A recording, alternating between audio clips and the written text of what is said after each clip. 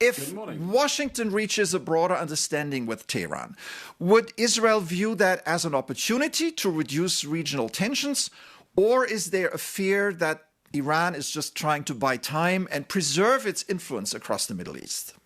The Iranian regime is trying to rebuild its network of proxy armies in the Middle East right now, and that's why Israel is warning that the direct US-Iran talks threaten to derail the fragile peace process between Israel and Lebanon itself.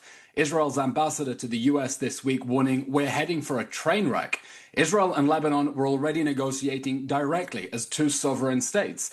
They had already agreed that any ceasefire would be contingent on a complete cessation of Hezbollah fire and Hezbollah's withdrawal north of the Litani River.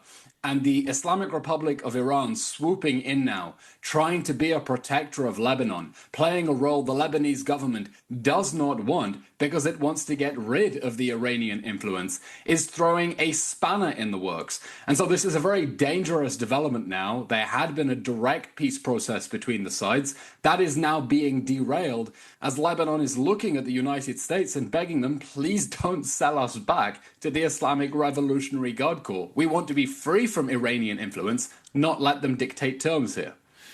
For years, Israel has argued that Iran and its network of proxies are the main source of instability in the region. Are we now witnessing the beginning of a new regional order, or do you believe the fundamental security threats facing Israel remain unchanged?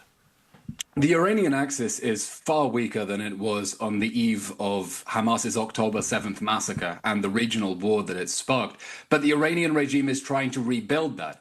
And if this war ends with an American withdrawal from the region, if it allows the Iranians to charge tolls on the Strait of Hormuz, if it lets them rebuild their ballistic missiles, then Gulf countries that were thinking of making peace with Israel are going to be looking over their shoulders and trying to reach accommodations with the Iranian regime. That is the threat at this current moment, that instead of intensifying a positive peace process between Israel and its Arab neighbors, they're now going to be spooked by a resurgent Islamic Republic of Iran, and they're going to want to cut deals to continue to appease it in the hope that in the future it won't attack them with drones and missiles like it did during Operation Epic Fury.